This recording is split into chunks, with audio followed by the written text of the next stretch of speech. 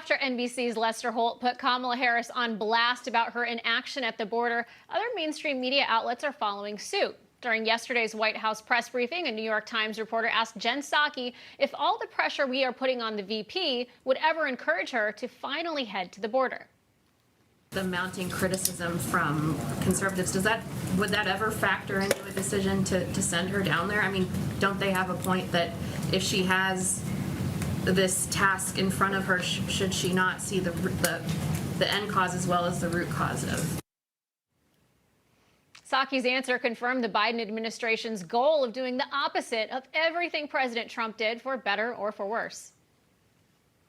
I will say we're not taking advice from former President Trump or most of the Republicans who are criticizing us on this, given they were all sitting there while we created this problem we walked into, both at the border and with the movement of migration that has been growing over the last year. So we're not taking our guidance and advice from them.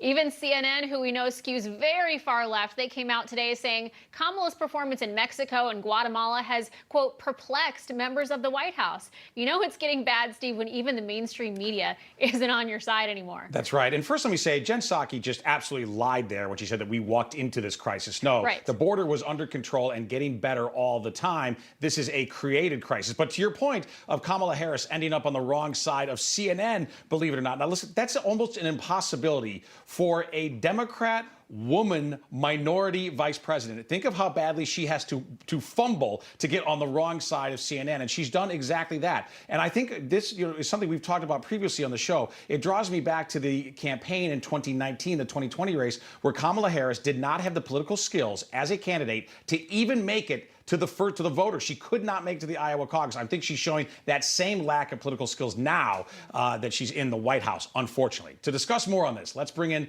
tonight's panel. Project 21 co-chair Horace Cooper and former Assistant Secretary of the Treasury, Monica Crowley. Welcome to you both. Monica, I want to start with you, please, and ask you about this surge at our border. We got some very troubling new data out just a couple of hours ago from Customs and Border Protection. We can show a graph of, unfortunately, the explosion since Joe Biden was elected in land encounters, according to CBP, at the border. The May final numbers, which were just released, 180,000 illegals trespassing into the United States, and those are the folks that we know about. Monica, given your experience at Treasury and your expertise in the economy, this is still an uncertain economic and very uneven economic recovery. Isn't this the worst time of all to be flooding America with hundreds of thousands, even millions of low-paid, low-skilled workers to compete with Americans in the labor market?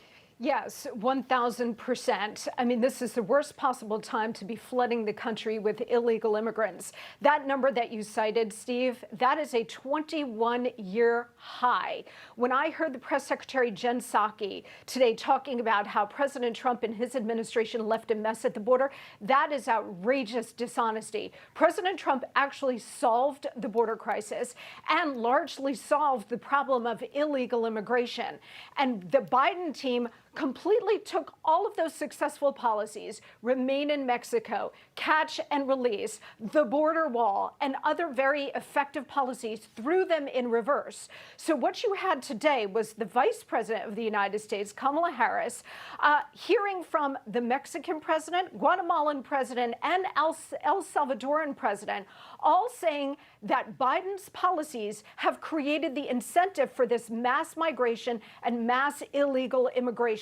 They put it right in her face, right in the face of the administration. They all said, look, if you're looking for root causes, don't look to our countries, look to your own, because the root cause for your problem on the border is a wide open border.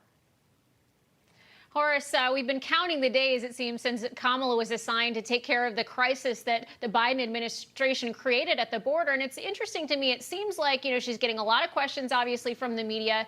We're seeing how Hispanics are turning towards the Republican Party as a result of the failed policies of Democrats, especially in the RGV and the Rio Grande Valley in Texas. Seems like it would make a lot of sense for Kamala to finally take that trip down there, meet with these people that are dealing with the crisis. It would go a long way for somebody that has their eyes on the White House. Our vice president is demonstrating that to know her is to dislike her. to meet her closely, to interact with our allies. They're the ones who get to see that she's a phony. They get to see that she's not serious, that she doesn't think through. First of all, the vice president would get a lot of increase in stature if she would acknowledge that the problem is one that this administration created, contributed to, caused. This is a case like a person who has a very nice and fancy electric garage door that they use to make sure that when they want to come and go, it's available. But one day they forget and leave it open. When things are broken into the house and the garage and taken, and you say to them, hey, you know, if you had just kept the garage door, don't talk to me. I don't want to hear from you. That's nonsense. Leaving the garage door had nothing to do with it. This is the behavior of this administration, and I will tell you, our vice president is hurting herself by continuing on to perpetuate this lie that somehow there's some boogeyman cause out there that has contributed to this problem, when in fact it's as simple as what every American can see. Indeed. Well, Horace Cooper and Monica Crowley, we have to go. Thank you for joining us tonight. Thank you.